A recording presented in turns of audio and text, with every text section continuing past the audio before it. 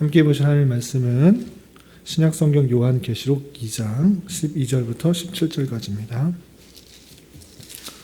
계속해서 요한계시록의 말씀을 살펴보고 있는데 오늘은 요한계시록 7개회 중에 2장 12절부터 17절 버가모 교회에 보내는 말씀 함께 봉독하겠습니다. 신약성경 401쪽 전후를 보시면 되겠습니다. 함께 봉독합니다. 버가모 교회의 사자에게 편지하라. 좌우에 날선 검 가지신 이가 이르시되 내가 어디에 사는지를 내가 아노니 거기는 사탄의 권사가 있는 데라. 내가 내 이름을 굳게 잡아서 내 충성된 증인 안디바가 너희 가운데 곧 사탄이 사는 곳에서 죽임을 당할 때에도 나를 믿는 믿음을 저버리지 아니하였도다. 그러나 내게 두어 가지 책망할 것이 있나니 거기 내게 발람의 교훈을 지키는 자들이 있도다. 발람이 발락을 가르쳐 이스라엘 자손 앞에 걸림돌을 놓아 우상의 제물을 먹게 하였고 또 행음하게 하였느니라. 이와 같이 내게도 니골라 당의 교훈을 지키는 자들이 있도다. 그러므로 회개하라. 그리하지 아니하면 내가 내게 속히 가서 내 입의 검으로 그들과 싸우리라. 귀에 있는 자는 성령이 교회들에게 하시는 말씀을 들을지어다. 내가 감추었던 만나를 주고 또 흰 돌을 줄 터인데 그 돌 위에 새 이름을 기록한 것이 있나니 받는 자밖에는 그 이름을 알 사람이 없느니라. 아멘. 네, 잘 오셨습니다.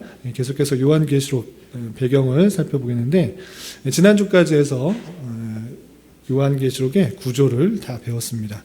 좀 길고 복잡한 그런 내용들이었지만 잘 따라와 주셔서 배웠는데 다시 한번 간단하게 복습을 하고 오늘 소아시아의 7교회에 대해서 좀 배경을 좀 살펴보도록 하겠습니다. 지난주에 배웠던 거 빠르게 한번 살펴보고 복습하고 넘어가겠습니다. 자, 요한계시록의 기록자 사도 요한 대답해 주세요. 자, 수신자는 그 종들 또는 7교회 그리고 그 계시의 전달 과정을 보면 하나님 예수 그리스도 그 다음에 천사 요한 종들로 이어진다 했습니다. 또 계시의 전달 방법은 1장 4절에 의하면 편지를 통해서 전달되고 또 요한계시록을 기록했던 장소는 어느 섬? 반모섬. 반모섬이 에베소 근처에 있는 남동구보다 작은 즉 크기의 섬이다 말씀드렸습니다.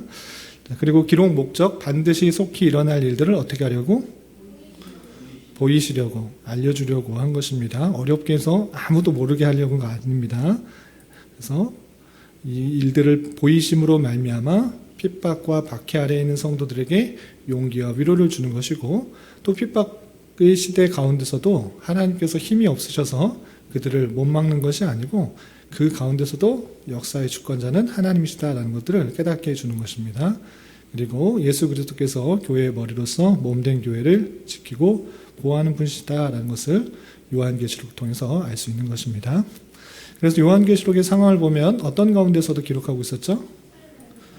환난, 핍박, 어려운 가운데서 기록하고 있다는 것을 알 수 있었고 또 교회에 누가 침투했다? 이단이 침투했고요. 또 미혹자의 배후에는 누가 있다? 사탄이 온 천하를 꿰고 있었던 그 모습들이 있는 것입니다. 그리고 교회들이 어떤 상황에 빠져 있었다?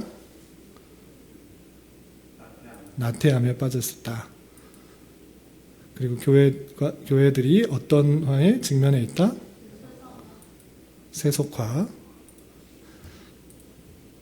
그리고 세속화. 세상에 똑같이 동화되는 것을 음행한다. 또 바벨론에 속한다. 이런 표현을 했는데 그런 음행의 배후에는 음녀 바벨론이 있다. 자, 요한계시록의 구조 세 주에 걸쳐서 했습니다. 자, 1장 총 22장 중에 1장은 서론, 22장은 결론과 종결이 있다.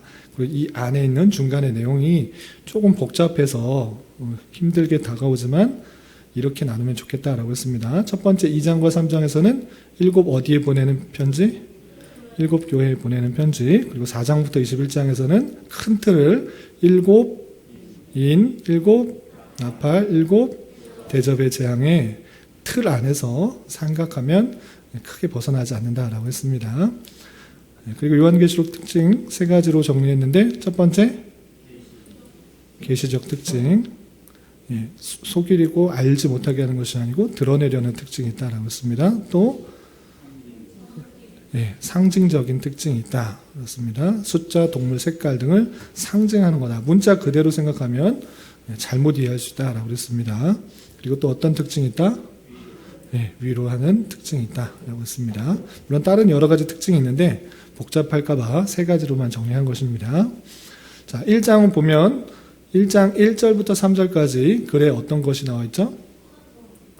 성격이 나와 있습니다. 그래서 기원자와 관련해서는 이것은 계시다, 드러내는 글이다 라는 거고, 증거자와 관련해서는 이것은 증거다 라는 표현, 그리고 수신자와 관련해서는 이것은 예언이다 라는 표현이 있었습니다. 그리고 4절부터 8절까지 어떤 교회에 보내는 서신의 도입이죠? 7 교회에 보내는 서신의 도입입니다. 그리고 3일척적 기원, 기독록적 찬양이 이어지고, 구약 인용의 증거와 하나님의 자증을 한 다음에 자신의 체험과 누구의 환상을 소개했죠? 예수, 인자, 그 환상을 소개하는 내용이 나타나고 있습니다. 거기가 1장까지고요. 2장부터 3장까지는 7 교회에 보내는 편지라고 했습니다. 그런데 그 형식이 거의 비슷하다. 이 형식을 알아두면 이렇게 계속 이야기하고 있구나를 알 수 있다고 했습니다. 그래서 처음 도입부에는 교회의 사자에게 편지하기를, 그리고 누구의 모습이 언급되고 있죠? 인자, 예수님의 얼굴 모습이 계속해서 언급되고 그 인자가 그 교회에 편지한다, 이런 식으로 드러나고 있는 것입니다. 그리고 행위를 하시고 어떻게 하시죠? 칭찬하시고, 그리고 잘못한 것을 책망, 지적하십니다. 칭찬과 책망이 동시에 나타난다. 물론 칭찬이 없는 교회도 있고 책망이 없는 교회도 있습니다. 하여튼 칭찬과 책망이 드러나고 있다라고 이해하시면 되고요. 또 어떤 것을 언급하면서 마치게 되죠? 성령의 언급으로 마치게 됩니다. 그리고 어떤 자에게 주는 약속이 나타나고 있을까요? 이기는 자. 그 모든 어려운 역경들을 이겨내라. 그리고 이기는 자에게 이것을 주겠다라고 동일하게 계속해서 반복해서 표현하고 있다는 것입니다. 자, 4장부터 21장까지는 아까 말씀드린 것처럼 7 인, 7 나팔, 7 대접의 재앙이 나오는데, 그냥 이것만 딱 나오면 좋은데 여기에 자꾸 뭐가 섞여 있어서 그 구조를 알아보기가 힘들고 무슨 내용인지 잘 이해하지 못할 수 있는데, 이걸 알아두면 읽더라도 숲에서 길을 잃지 않고 잘 찾아갈 수 있다고 했습니다. 그래서 각 인, 나팔, 대접 앞에 무엇이 나온다? 설명 앞에 서론이 나온다. 7 인을 설명하기 전에 하늘의 보좌와 인으로 봉한 책에 대한 서론이 쭉 나오고, 그 다음에 그 인을 떼고 있다라고 하는 것입니다. 그리고 7 나팔 전에는 어떤 게 나온다? 금향로가 나온다. 금향로가 나와서 그것을 붓는 것. 그 붓는 것을 다 했더니 7번째 나팔을 불 때 똑같이 금향로를 부를 때 나타났던 번개나 또 천둥과 우레 같은 일들이 나타나는 것을 볼 수 있습니다. 그 앞에 대한 서론들이 나오고 있다. 또 7 대접을 붓기 전에 유리바다와 하늘 성전에 대한 서론이 나온다. 그렇게 뒤에 재앙을 설명하기 전에 앞부분에 어느 정도의 서론적인 이야기를 하고 나온다. 이렇게 이해하시면 되겠습니다. 그리고 7 재앙도 어떤 틀이 있는데 어떤 구조를 가진다고 그랬죠? 4+3의 구조를 가진다. 그래서 7 인도 처음 인 4개에 있어서는 무슨 생말, 무슨 생말, 무슨 생말, 무슨 생말 나오다가 5번째 인에서는 말이 안 나옵니다. 마찬가지로 7 나팔도 처음 4개의 나팔에서는 땅에 대한 이야기, 바다에 대한 이야기, 강에 대한 이야기, 해에 대한 이야기, 이런 이야기를 하고 나머지는 화에 대해서 나옵니다. 화가 있을지어다. 화가 또 지나고 나머지 2개의 화가 더 있을 것이다. 마지막 화다. 이런 식으로 표현하고 있다라는 것입니다. 그래서 4+3의 구조를 가진다. 7대접도 마찬가지로 처음 4접은 땅, 바다, 강, 해에 대한 심판, 그리고 나중에 세 대접은 영적인 사건을 나타난다. 그래서 다음 시간에 배우겠지만 이 4는 땅에 관한 그런 상징이 있고 3은 영적인 그런 것의 특징이 있습니다. 그래서 땅과 하늘, 영적인 것에 합쳐져서 완전한 것을 표현하고 있는 부분으로 이해하시면 좋겠습니다. 이런 구조가 있다는 것을 눈으로 보시고, 그리고 세 번째 구조를 보면 인, 나팔, 대접으로 연결되는 틀 안에 어떤 단락이 있죠? 삽입단락, 삽입된 단락이 있어서 헷갈립니다. 그냥 일곱 나팔, 일곱 대접, 그리고 그런 서론에 대한 이야기를 하고 그냥 끝났으면 그냥 이해가 잘 될 텐데, 그 안에 길게 오히려 일곱인, 일곱 나팔, 일곱 대접보다 더 길게 설명하고 있습니다. 그래서 그 부분 때문에 이 구조도 이해가 안 되고 갑자기 무슨 얘기하나 라고 할 수 있는데, 그 사이사이에 하고자 강조하고 있는 그 표현들이 있다. 그래서 6번째 인과 7번째 인 사이에는 14만 4천과 흰옷을 입은 자들에 대한 설명, 또 7번째 나팔과 첫 번째 대접 사이에는 여자와 용, 짐승 2마리, 666을 맞은 자에 대한 설명 등등 여러 가지 하나님께서 어떻게 통치하시고 또 이 세상의 배후, 또 미혹하는 자의 배후가에 누가 있는지를 설명하고 있는 것입니다. 그리고 7번째 대접과 최후 혼인잔치의 음녀와 바벨론의 심판, 또 하나님의 심판, 마지막 심판에 대한 여러 가지 설명들이 삽입되어 있다. 그래서 그 내용들을 알아두고 읽어나가면 크게 어려움이 없다라고 말씀드렸습니다. 그리고 19장까지는 그렇게 진행되고 마지막 부분에 있어서는 어린 양의 어떤 잔치에 대한 설명으로 되어 있죠? 혼인잔치에 대한 설명으로 마무리가 되어가고 있습니다. 그래서 19장에서는 어린 양의 혼인잔치에 대해서 기약이 얼마 남지 않았다라는 이야기를 하고, 또 백마탄 자, 승리의 표현으로서 백마탄 자에 대한 이야기를 하고, 또 천년왕국에 대한 이야기를 하고, 어린 양의 아내, 신부죠. 어린 양의 신부, 그 거룩한 성 예루살렘과 새하늘과 새 땅에 도래하면 어떻게 될 것인지, 마지막은 마치 결혼잔치에 대한 설명과 같은 부분으로 그런 구조로 설명되고 있다는 것입니다. 그래서 이 어린 양은 예수 그리스도, 그리고 그의 신부는 교회라고 이해하시면 되겠습니다. 그리고 마지막 22장 종결 부분에서는 뒤에가 안 나왔네요. 어떤 구조로 되어 있죠? 두 개가 똑같이 반복되는 그런 이중적 구조다라고 표현을 했습니다. 뒷부분이 똑같이 반복되는 그런 이중적 구조로 강조하고 있는 그런 표현이 있고요. 그리고 맨 마지막에 있는 20절, 21절도 두 개의 결론을 표현해서 단락의 결론과 요한계시록 전체의 결론을 맺으면서 요한계시록이 맞춰지고 있다라고 했습니다. 여기까지 이해되셨죠? 머릿속에 잘 정리하시고 나중에 여기서 덧붙여서 내용들을 더 이해해 가시면 요한계시록을 잘 이해하실 수 있습니다. 오늘은 2장과 3장에 나오는 7교회에 대해서 설명할 텐데, 이것도 1시간에 다 설명하기는 너무 어렵고, 또 우리 구조도 배웠고, 또 7교회 배경, 내용, 또 상징, 역사적 내용들 다 하기가 어려우니 각 교회 이름만 수준에 따라서 이름만 외우셔도 되고, 아니면 오늘날의 명칭이 무엇인지를 배워도 되고, 또는 각각의 특징 하나씩만 외우고 오늘은 마치면 됩니다. 그럼 다음 주에 또 복습할 때 하나를 더 외우고 또 하나를 외우고 그렇게 하시면 되겠습니다. 자, 요한계시록에 7교회가 나왔다라고 그랬는데, 그 7교회는 소아시아, 지금의 터키 지방에 있는 지역입니다.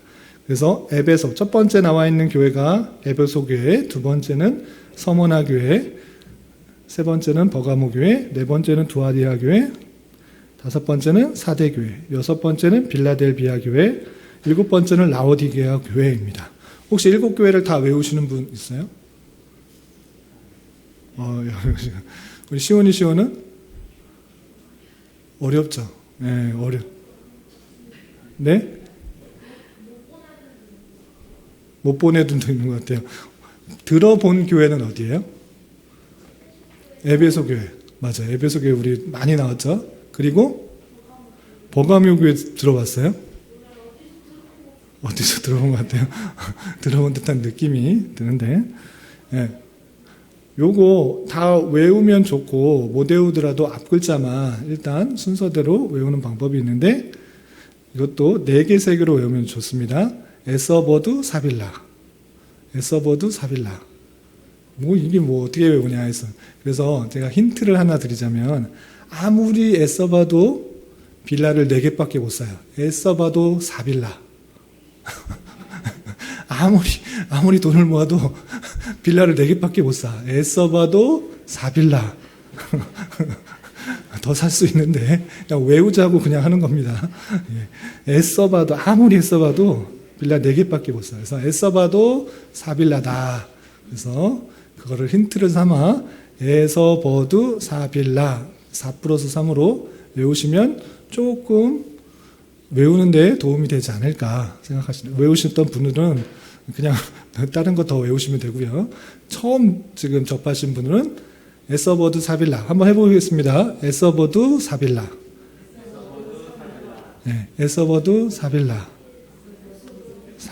네, 에서버드 사빌라는 외우는데 그 뒤에 무슨 교회인지 모르면 안 됩니다. 그래서 에베소 교회, 서모나 교회, 버가모 교회, 두아디라 교회, 사대 교회, 빌라델비아 교회, 라오디게아 교회다. 이렇게 오시면 되겠습니다. 우리 시오 안 보고 하고 있어요? 네, 애써봐도 사빌라. 아무리 애써봐도 사빌라밖에 못 사. 예, 더 살 수 있지만 그냥 외우자고 한번 해본 겁니다. 그래서 애써봐도 사빌라. 네. 네. 아니, 좀 이따 다시 설명할 텐데, 건물교회라고는 아니고요. 요 좀 이따 설명을 하겠습니다. 건물이 있는 것도 후에 그냥 그것을 관광지로 만들기 위해서 했던 것이고, 또 그 당시에는 장로님이나 유력한 자의 집에서 모였습니다. 회당이나, 또 장로님이 어느 정도 유력한 사람이 되기도 했기 때문에, 대표적인 이제 빌레몬 같은 경우에는 그 집안에 있는 교회에 문안하라 이런 표현이 있거든요. 배우셨지만 집안에 교회가 있다. 그만큼 그 집이 유력했기 때문에 컸기 때문에 거기서 성도님들이 모였다 이렇게 생각을 할 수가 있습니다. 그리고 그 뒤에 관광 목적으로 유물에다가 집을 짓거나 아니면 그 좀 후에 누구를 기념하기 위해서, 요한을 기념하기 위해서, 폴리캅을 기념하기 위해서 후에 짓는 경우도 있습니다. 예, 그때 당시 때는 건물교회는 없었습니다. 특별히 핍박이 많았던 그런 때였기 때문에 오늘날처럼 자유롭게 종교가 보장된 것이 아니기 때문에 건물을 딱 편하게 짓고 그렇게 할 정도의 형편과 시대적 배경은 아니었습니다. 우리 시온이 요걸 외웠죠? 요것만 외워도 소득이에요. 그리고 이제 요거 하나씩 시간이 되는 데까지 너무 또 많이 하면 머리가 복잡해질 수 있으니까 힘들다 싶으면 손 들어주세요. 자, 첫 번째, 이 교회들의 위치가 어딘가, 에서버드 사빌라, 그 교회 위치가 어딘가라고 할 때, 우리가 제일 먼저 그리고 제일 유명한 교회가 어디였죠? 시온이가 말했던 에베소 교회. 우리 에베소 교회 지도 많이 살펴봤죠? 터키 지역의 항구 도시, 그리고 아까 우리 반모섬 할 때도 그 에베소 나왔는데, 에베소를 기준으로 하면 됩니다. 자, 에베소가 어딘가 한번 보세요. 여기 터키 지역이, 오늘날의 터키 지역이 이렇게 쭉 크게 있습니다. 그 중에 여기 보시면 별 중에 이렇게 되어 있는 에베소 교회가 있습니다. 에베소 교회. 여기를 기준으로 그 다음 에서버두 사빌라는 이렇게 시계 방향으로 돌아간다 이렇게 생각하시면 돼요. 에서버두 사빌라 아시겠죠? 시계 방향으로 돌아간다 생각하시면 되고, 그리고 에베소 교회, 서모나 교회, 버가모 교회는 지금 어디랑 붙어 있는 것 같아요?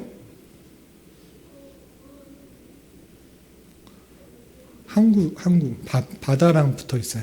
이 세 개는 항구 도시입니다. 아시겠죠? 에베소, 서모나, 버가모 이것은 항구 도시고 두아디라, 사데, 빌라델비아 교회, 라오디게아 교회는 내륙 쪽에 있는 내륙 교회다. 이렇게 이해하시면 됩니다.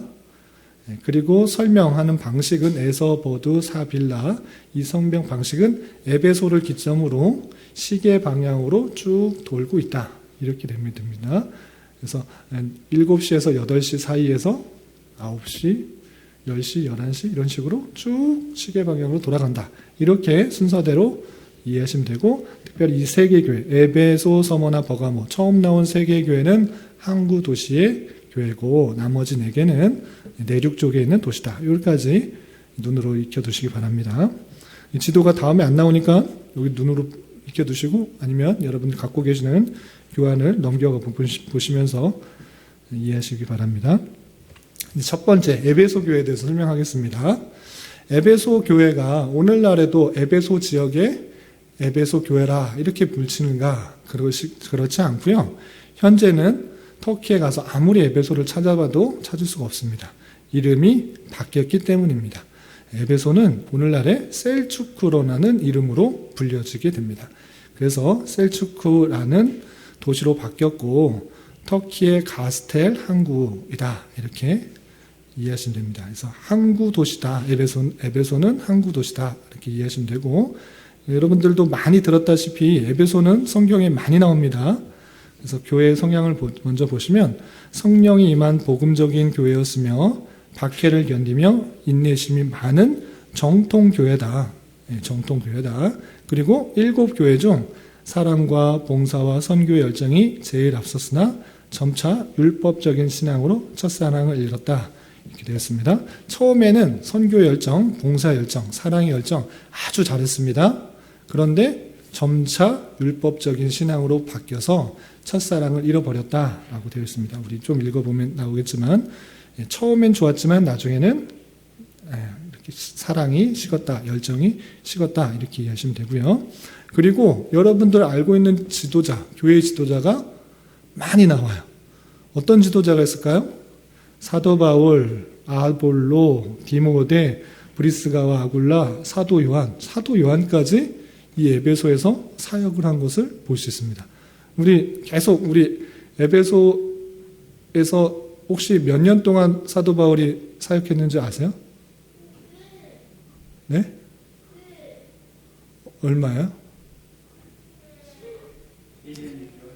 아닌데요? 두란노 서원에서만 2년, 그리고 총 자기가 고백할 때 3년 동안 있었다라는 표현을 했어요. 그만큼 가장 길게 있었던 교회가 에베소 교회입니다. 네. 그리고 얼마나 살아겠는지 디모데를 어디다 두고 또 왔었죠? 에베소에. 네. 디모데 전서를 우리가 읽어볼 때 내가 디모데를 에베소에 남겨둔 이유는 하면서 쭉 설명을 하고 있습니다. 그래서 디모데, 가장 사랑하는 제자이자 아들과 같이 여기는 디모데도 그렇게 두었던 것이고 또 아볼로도 내가 심고 아볼로가 물 주었다라고 할 정도로 에베소에서 사역을 했던 모습을 볼 수 있습니다. 또 브리스가와 아굴라가 고린도 지역에서도 만났음에도 불구하고 함께 다니면서 이곳에 또 사역을 했던 것을 볼 수 있습니다. 그리고 성경 표현은 나오지 않지만 사도 요한이 그곳에서 오랫동안 사역을 했다라는 것을 알 수 있는 것이 그 셀추크에 요한의 무덤이 있는 것입니다. 요한이 그냥 다른 데서 사역하다가 갑자기 여기 에베소 와서 그냥 무덤만 그렇게 할 필요가 없는 것입니다.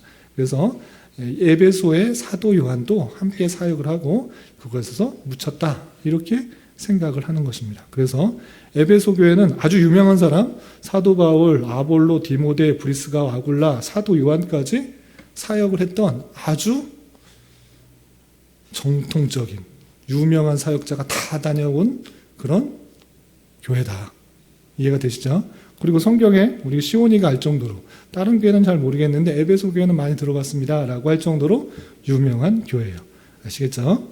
그리고 이 교회의 정치 문화적 배경을 보면 일단 에베소라는 뜻은 인내라는 뜻을 가진 것이고 에베소는 로마의 독립 행정으로 다스려졌고 민주적인 기능이 활발했으며 아데미 신과 황제 숭배 압력과 니골라당과 같은 거짓 선지자들과 우상 숭배와 음란이 혼재한 거대 항구 도시였다 되어 있습니다. 여기 복잡하니까 이것만 외우겠습니다. 거대 항구 도시. 에베소는 거대 항구 도시. 외울 수 있겠죠? 네, 에베소는 거대 항구 도시인데, 항구 도시의 특징 중에 하나는 뭐냐면, 우리 고린도전서 배울 때도 한번 얘기했는데, 항구 도시의 특징이 무엇일까요? 우리 이영재 권사님, 항구 도시의 특징이 뭐가 있을까요? 미신, 맞아요. 예, 우상 숭배가 많고 음란하고, 예, 특별히 지금도 이곳에 가면 아주 유명한 관광지가 있습니다. 저는 안 가봤는데 혹시 가보신 분 있나요? 에베소 셀주크에 어떤 것이냐면 아데미 신전의 흔적이 남아 있습니다. 어떤 거냐면 여러분도 한번 보셨는지 모르겠네. 예, 요 보시면 요 보이는 아데미 신전이 설립된 곳이 이 에베소예요. 셀주크.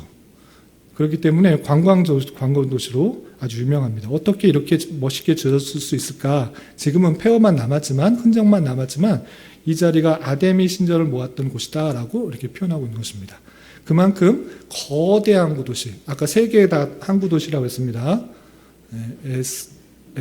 에베소, 또 서머나, 버가모, 이 세 개 다 항구도시인데 그 중에 또 제일 큰 게, 더 큰 게 거대한 것이 에베소인데, 이곳에 아데미 신전까지 있을 정도로 아주 미신이 많았고 또 음란한 것들이 많았다라는 것입니다. 그만큼 그곳에 다양한 우상들이 있었고 또 많은 교류들이 있었던 모습을 볼 수 있습니다. 그래서 가만히 생각해 보면 아까 유명한 사도들, 선생님들 많이 왔다고 그랬습니다. 누구 있었죠? 우리 시오. 사도 바울도 있었고, 누구 있었어요?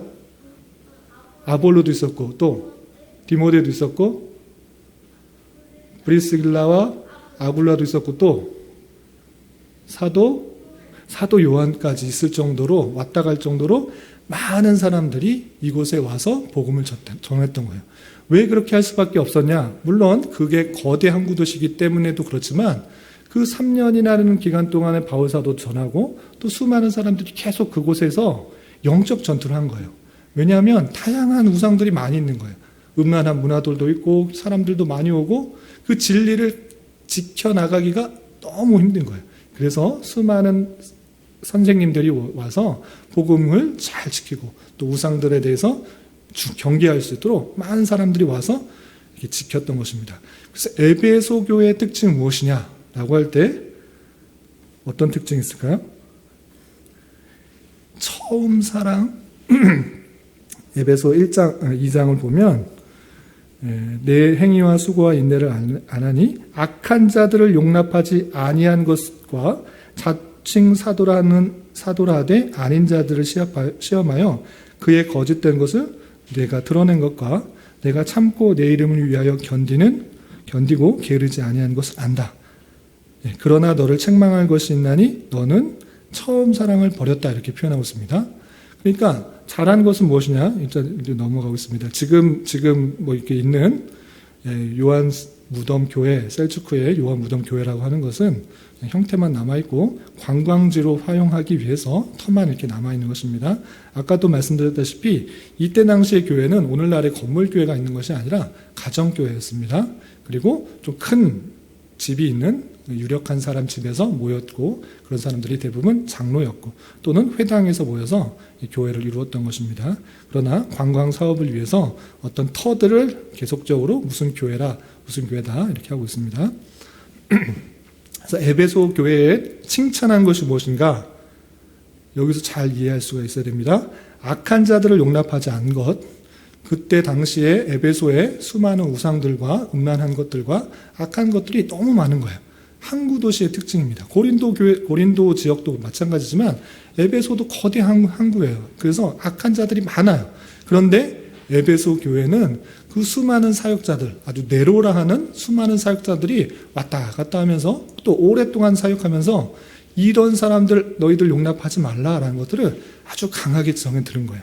그래서 이 에베소 교회는 악한 자들을 용납하지도 않았고 자칭 스스로 사도라라고 하는 그런 사람들을 지적하면서 너 거짓이다. 네가 무슨 사도냐? 어떻게 사도일 수 있느냐라고 사람을 판단할 수 있을 정도로 바른 교훈과 지식으로 그 사람들을 거짓을 드러내기까지 했습니다. 그리고 주를 위하여 게으르지 않았어요. 주님께서 이 사역을 맡겼기 때문에 열심히 행하는 그런 특징이 있었습니다. 그런데 어떤 것을 책망하고 있느냐라고 할 때 처음 사랑을 버렸다라고 했습니다. 처음 사랑은 뭡니까?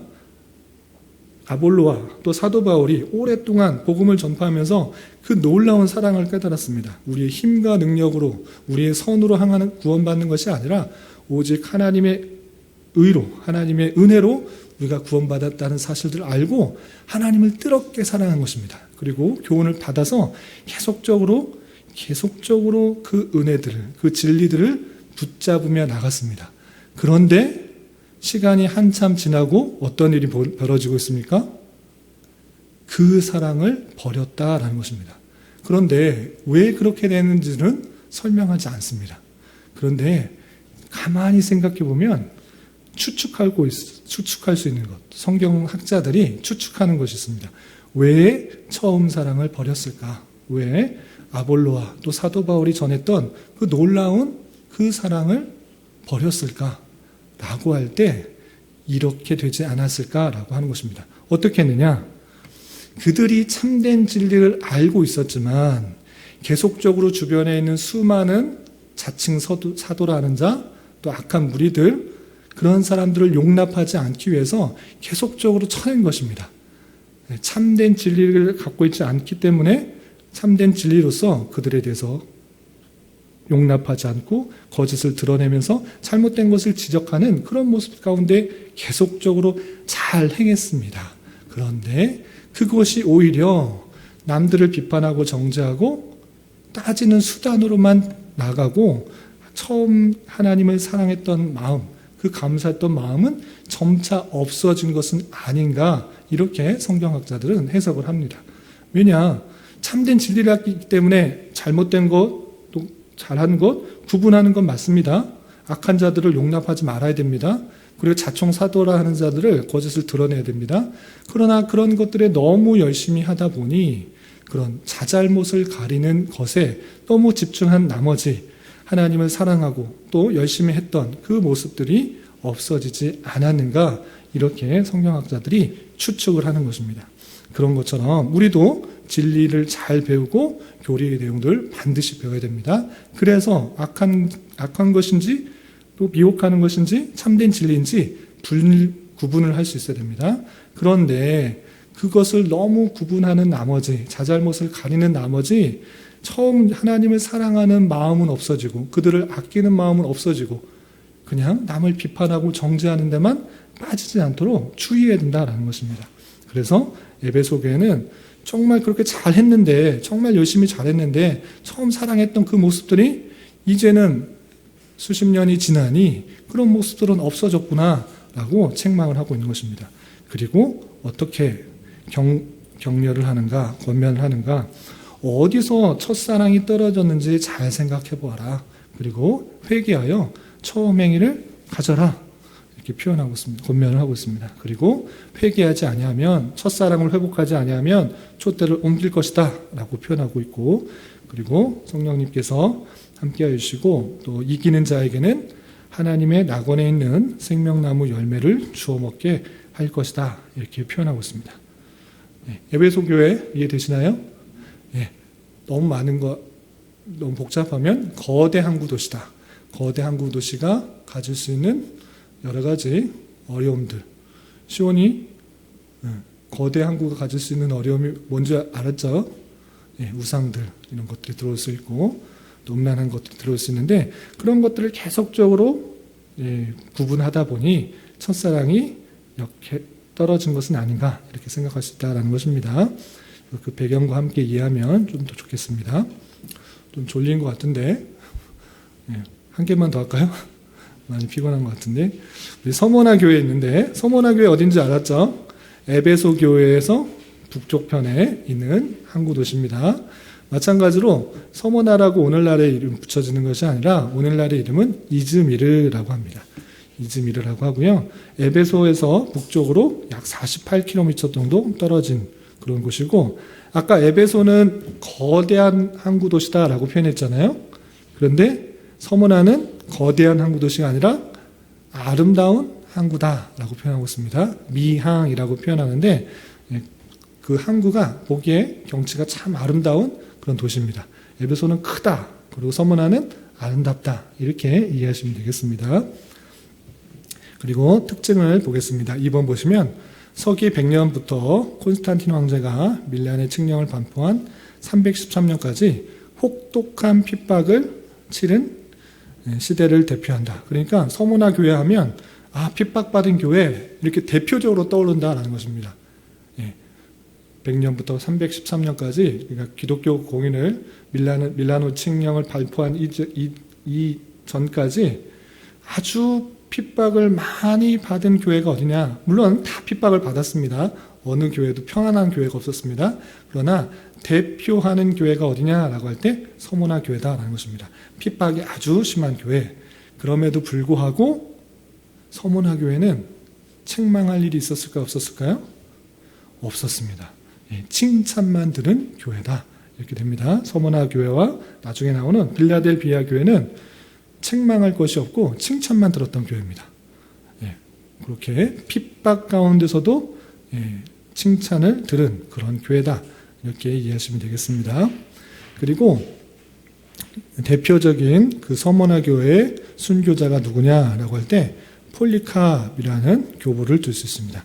이 폴리캅은 성경에 등장하지 않지만 초대 교회사를 보면 사도 요한의 제자로 알려져 있습니다.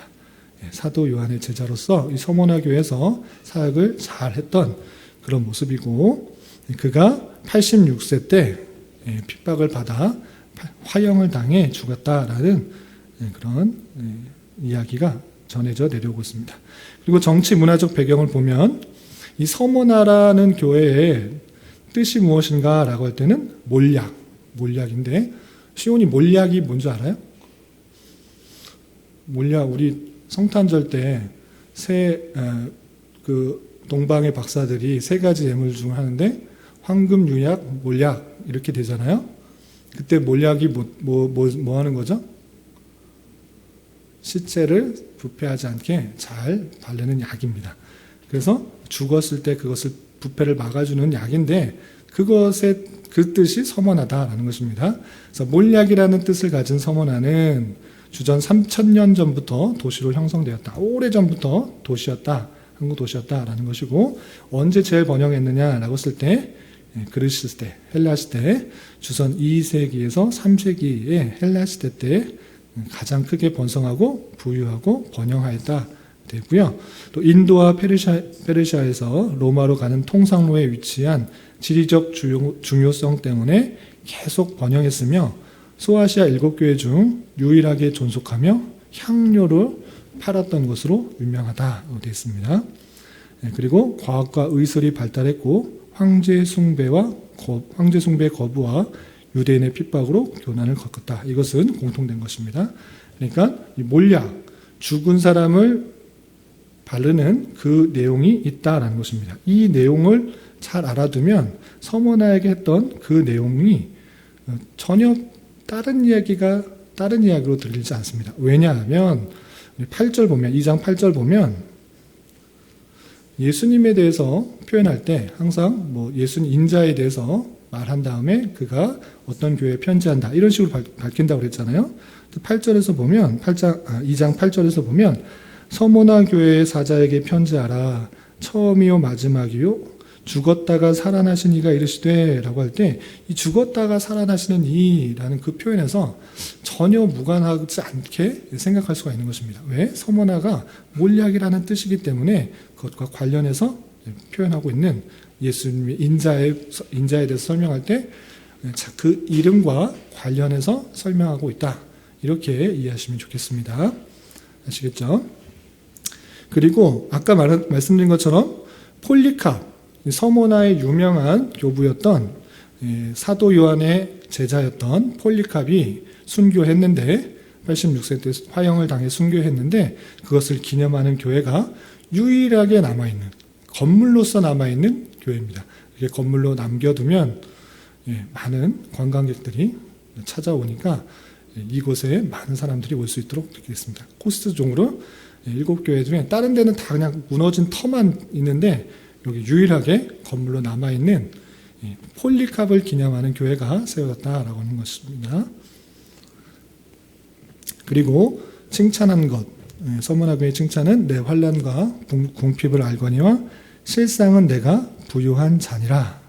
환난과 궁핍을 알거니와 대뜸 하는 게 너 아는데 무엇을 하느냐? 너 환난 당한 거 안다. 궁핍 당한 거 안다.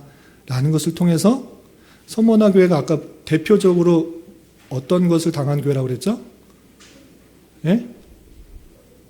크게? 몰라요? 100년부터 313년 그 사이에 가장 핍박을 많이 받았던 대표적인 교회다라고 말씀을 드렸죠. 예, 다른 교회도 물론 핍박을 받았는데 핍박받은 교회, 서머나 교회 이렇게 말씀드렸습니다. 그래서 대뜸 그 칭찬하는 것, 너 아는데 서머나 교회 아는데 뭘 아느냐라고 했을 때 너 환난 당한 거 안다, 궁핍 당한 거 안다, 얼마나 어려웠는지 안다 이렇게 표현하고 있는 것입니다.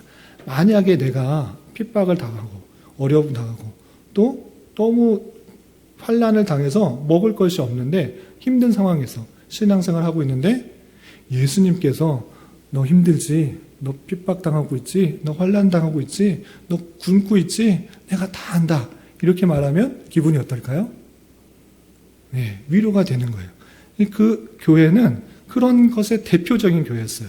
그래서 예수님께서 너 환난 안다, 궁핍을 안다, 너 지금 그런 모습 가운데 있지만 너는 가난한 거 아니고 핍박받는 거 아니다. 너는 부유한 자다. 내가 누구냐? 너 교회 이름처럼 몰약이지 않느냐?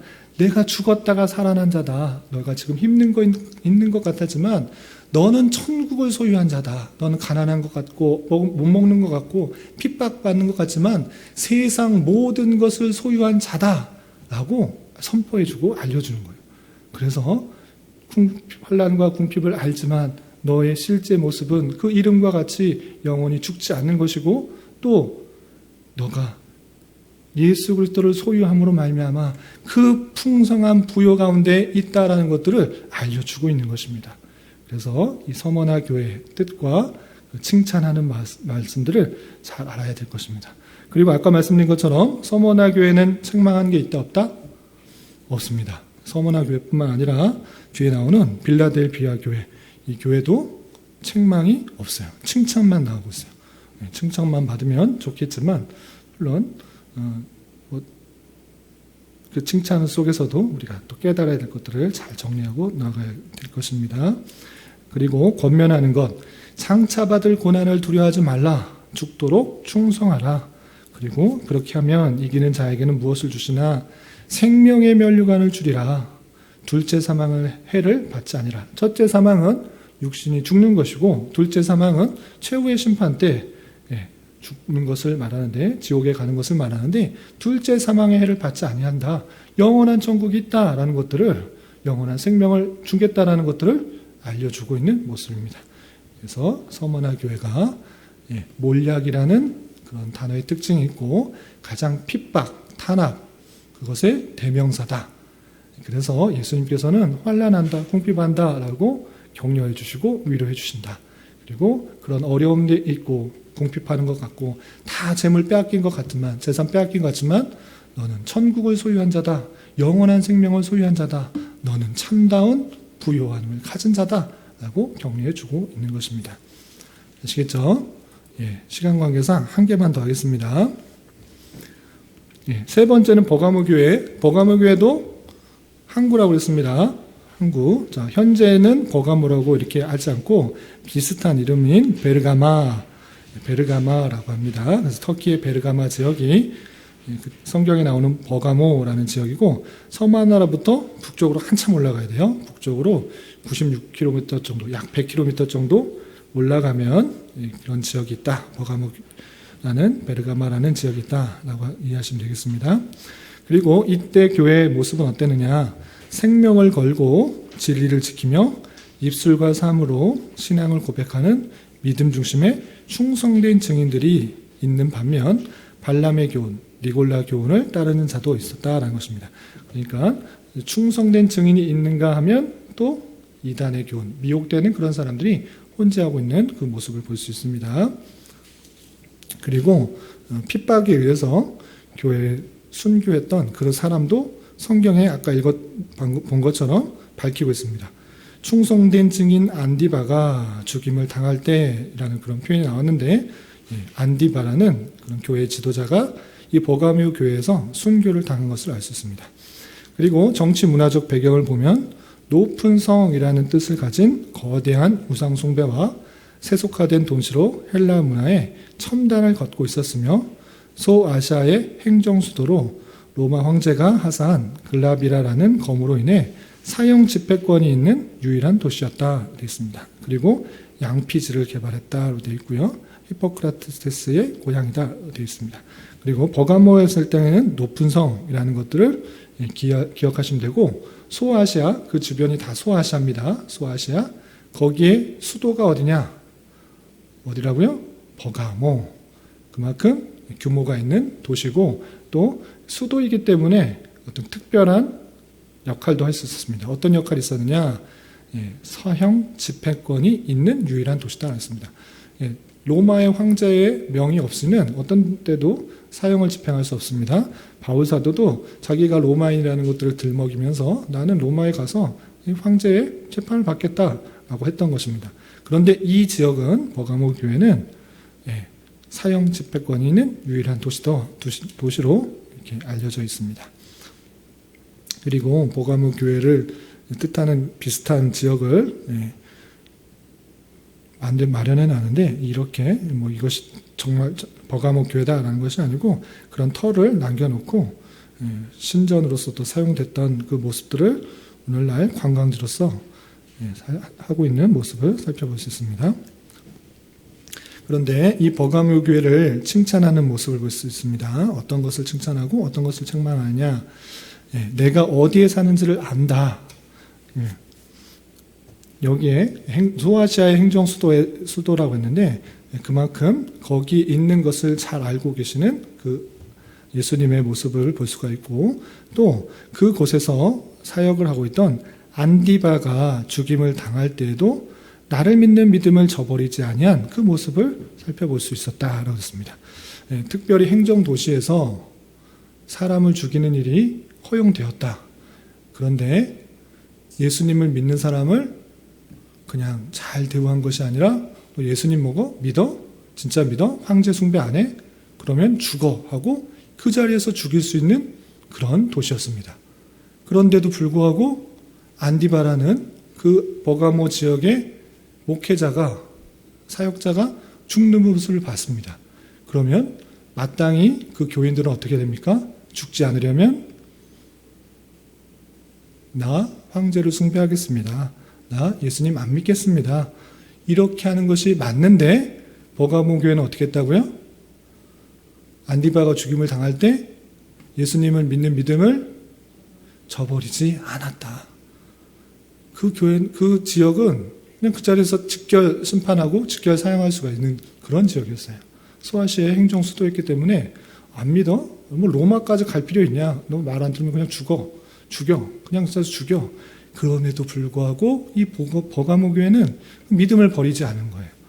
나는 안디바 사역자, 목사님이 죽는 거 그거 봤는데 나도 그렇게 되겠습니다. 이 세상이 전부가 아닌데 내가 예수님을 버리고 무엇을 더 살아서 무슨 의미가 있습니까? 라고 하며 믿음을 저버리지 아니하는 그런 교회다라고 격려하고 있는 것입니다. 이렇게 순결을 지키고 믿음을 지켜가는 그 모습들을 예수님께서는 다 하신다. 너 그거 잘했다. 정말 잘했다. 그거 죽음을 보고서도 무서워하지 않고 정말 잘한 것이다 라고 칭찬과 격려를 해주고 있는 것입니다. 그런데 버가모 교회 잘했는데 책망할 것이 있는 것입니다. 어떤 것을 책망하느냐? 발람의 교훈과 니골라당의 교훈을 지키는 자들이 있다. 이건 뭐냐? 우상 숭배하고 음행했던 그런 교훈인 것입니다. 나중에 이 발람의 교훈, 발람과 발락 그 내용들을 다시 한번 설명하겠지만 간단하게 설명하면 우상 숭배하는 모습과 음행에 처하게 된 것, 하나님을 완전히 섬기지 말아라. 이렇게 하면 나 아니다. 나 하나님만 섬기고 예수님을 믿고 차라리 죽겠다라고 신앙을 하는 것입니다. 그런데 발람의 교훈, 니골라당의 교훈, 다른 게 아니고 같은 것인데 뭐냐면 하나님 섬겨, 예수님 믿어. 그런데 요것도 좀 하면 되지 않을까? 요거 좀 괜찮은 것 같은데 이렇게 하면 되지 않을까? 라고 하면서 하나님도 섬기고 다른 신도 섬기고 또한 하나님께서 다 용서해 준다며 또 잠깐의 즐거움, 기쁨들 누리면서 살아 라고 하는 것입니다. 그렇게 발람의 교훈, 니골라당의 교훈을 가지고 참된 믿음, 순교 앞에서 거절하진 않고 순결한 믿음을 지키려고는 했으나 발람의 교훈에 따라 우상도 조금 섬겨보고 또 음행하는 그 모습도 나타나고 있는 그런 모습 가운데 나타나고 있구나 라고 하면서 버가모 교회를 책망하신 것입니다. 그리고 어떻게 권면하시느냐? 회개하라. 너 잘못한 거 회개해라. 너 발람의 교훈, 니골라당의 교훈, 그거 따른 거 회개해라. 우상 숭배한 거 회개해라. 음행에 빠진 것 회개하라. 그 마음 정철시키지 못한 것 회개하라 이라고 권면하는 것입니다. 그리고 회개하지 않으면 내가 속히 가서 내 입의 검으로 그들과 싸우리라 하면서 강하게 질적하면서 자신의 잘못된 것들을 바로 잡고 깨달아 하나님 앞에서 회개할 수 있도록 그렇게 권면을 하고 있는 것입니다. 그리고 마지막 이기는 자의 만나와 힌도를 주리라. 뭔 뜻이냐? 갑자기 만나를 왜 준다고 하는가? 힌도는 무슨 의미인가? 상징적인 의미는 나중에 또 살펴보도록 하겠습니다. 모든 것 같은 표현인데 영원한 천국, 영원한 생명을 허락해 주겠다. 그런 여러 가지 영적 전투 가운데 승리하라라고 계속적으로 권면하고 그것을 이길 때 여러 가지 천국과 그 생명의 영원한 생명을 줄 것이라는 것들을 계속적으로 교훈하고 있는 것입니다. 한 개 더하면 여러분들 앞에 외웠던 것도 배웠던 것도 기억하지 못하실 것 같아서 급한 것도 없으니 어차피 평생 동안 성경 공부할 거니까 급하지 나하지 않고 천천히 하나씩 배우도록 하겠습니다. 그래서 오늘 7교회 중에 3개 교회에 대해서 배웠습니다. 일단 7교회 앞글자만 한번 외워보겠습니다. 시작. 에서버드 사빌라. 애써봐도 사빌라밖에 못 산다. 그렇게 외우셔도 되고 그냥 외우셔도 됩니다. 외우기 힘드신 분은 에서버드 사빌라 이렇게 되시는데 7교회 그럼 하나씩 해보겠습니다. 에베소 서 또 버 두 사 빌 라 라우디아 이 7개의 대서 중에 3개의 교회를 뵀습니다. 에베소 교회의 특징 3개 항구 중에 가장 큰 항구다. 그래서 어떤 신전이 있었다? 아데미 신전. 아주 큰 신전입니다. 이거는 건축사로도 신기한 그런 건축물로도 알려져 있는 그런 신전인데 오늘날에는 다 폐허가 되고 기둥 몇 개면 2개만 남아있는데 그만큼 관광지로도 유명한데 그렇게 있을 정도로 우상 숭배가 심했다. 그렇게 이해하시면 됩니다. 그리고 수많은 내노라 할 만한 사역자들이 에베소 교회를 거쳐갔다. 대표적으로 누구? 사도 요한, 또 아볼로, 디모데, 아굴라와 브리스길라, 아굴라, 또 사도 요한까지 유명한 사람들은 다 왔다 갈 정도로 아주 큰 도시였어요. 그 도시의 사람들이 교회가 컸기 때문에도 하지만 영적인 전투가 많았고 또 다양한 신학사상과 우상들이 많았고 혼란스러웠기 때문에 진리를 잘 보존하기 위해서 수많은 사역자가 거기서 사역을 했던 것입니다. 그래서 처음 사랑을 잘 가졌고 처음 내용들 잘 다졌는데 잘못된 것 가르치고 분리하고 자칭 서도라는 사람들 지적하고 아니다, 잘못했다라고 지켜내가는 동안에 처음 사랑이 식어져 아닌가. 처음 사랑을 버린 게 아닌가, 잊어버린 거 아닌가 하면서 첫사랑을 다시 회복하라고 이렇게 권면하고 있는 것이고, 두 번째, 서머나 교회는 대표적인 어떤 교회다? 핍박이 심했던 교회다. 물론 다른 데 다 심했습니다. 근데 핍박하면 서머나 교회라고 할 정도로 핍박이 심했다. 그래서 항구 도식이고 아름다운 항구라고 했고, 또 예수님께서 무엇을 하신다고 그랬죠? 너의 환난과 궁핍을 한다. 얼마나 위로가 되겠어요? 서머나 교회는 핍박과 탄압에 쩌들은 아주 그냥 오는 황제마다 또는 사람들마다 계속 핍박을 해서 살아남을 수가 없는 그런 교회였는데, 예수님께서 대뜸 너 환난 당한 거 안다. 궁핍 당한 거 안다. 그러나 너는 실상은 어떤 자다? 네? 어떤 자죠? 부유한 자다. 부유한 자다. 왜냐? 부유한 거자. 생명을 다 가진 자다. 죽었다가 살아나신 그 예수 그리스도. 처음이나 나중이가 죽으셨다가 살아나신 그 그리고 그 서머나가 몰약이라는 뜻이다. 라고 했습니다. 그래서 그것이 전혀 그냥 상관없는 이야기를 막 하는 것이 아니고 연관성이 있다. 이렇게 이해하시면 되겠습니다. 그리고 마지막에 버가모 교회는 어땠죠? 항구 도시 중에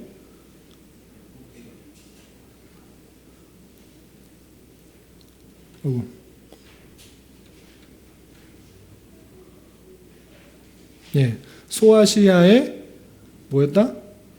행정 도시였다. 그렇기 때문에 다른 곳에서는 죽음이 로마 황제가 허락을 받아야 되는데 이곳에서는 어땠다고? 바로 사형을 집행할 수 있었다. 그래서 누가 죽었다고요? 안디바라는 사역자가 죽었다. 그런데 버가모 교회가 믿음을 다 버리고 도망갔을까요? 아니면 믿음을 지켰을까요? 지켰어요. 지켰다. 죽어가는 거 보고 또 그 자리에서 죽을 수도 있는데 너 믿음 잘 지켰다. 격려하고 있는 것입니다. 그런데 발람의 교훈, 또 니골라당의 교훈을 따라서 우상과 음란에 빠지는 잘못한 거 있다. 회개해라. 회개하지 않으면 그 책임 묻겠다. 라고 강력하게 권고하는 모습을 보였습니다.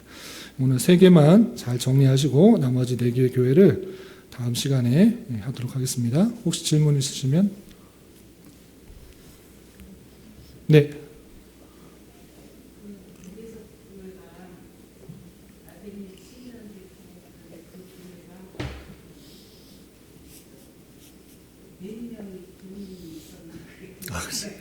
글쎄요.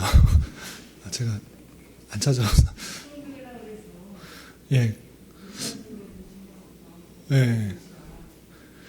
몇 명까지는 제가 정확하게는 잘 모르겠는데, 그 바울 사도가 2년 동안에 두란노 서원에서 계속적으로 사람들을 올 때 가르쳤기 때문에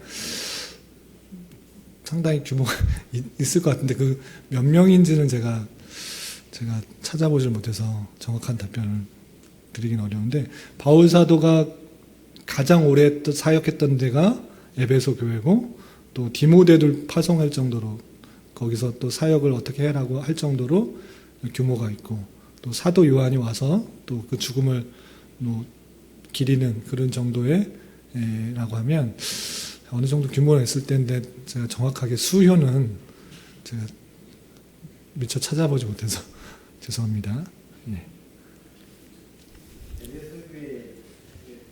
많이는 들었지만 이렇게 굵직굵직한 사람들이 많이 거쳐갔다는 걸 제가 오늘 생각했거든요. 디모데가 사역했다는 건 디모데에서 그렇죠. 에베소 교회에서 아볼로하고 브리스길라 아볼라는 언제 어떤 사역을 했는지. 2차 전도 여행 때 고린도에서 만나서 계속 같이 다녔는데, 거기서 에베소에서 남겨두었다라는 표현이 나와요. 제가 몇 절인지 제가 잘 기억 안 나오는데, 거기에 남겨두었다라는 그런 표현을 통해서 그냥 뭐 거기서 그냥 놀려고 쉬려고 한 게 아니라 거기서 같이 사역하다가 바울 사도가 에베소에 남겨뒀기 때문에 평신도 사역, 일반 성도로서의 사역을 감당했다라는 것을 알 수가 있죠. 그곳에 남겨두었다라는 표현이 있습니다. 예. 그래서 거기에서 에베소에서 어느 정도의 무슨 돕는 사역들을 감당하지 않았을까 이렇게 생각할 수 있는 거죠. 구체적으로 무슨 일을 어떻게 했다라고는 성경은 나오지 않았는데 그것에 남겨두었다, 거기서 있었다라는 그런 표현이 나옵니다. 그래서 머물렀다는 것을 알 수가 있고, 사도 요한은 성경에는 나오지는 않지만, 사도 요한이 에베소에 머물렀다라는 표현은 나오지 않지만 그 교회에 지금 요한의 그 무덤을 있는 교회가 생긴 것을 통해서 거기에서 사역을 하다가 가셨고 또 순교당했을 때 다른 데서는 모시는 게 아니라 우리 교회에서 이렇게 기념하고 교회를 세우겠다, 뭐 무덤터를 하겠다라고 할 정도로 사역을 한 것이 아닌가 이렇게 생각을 할 수 있습니다.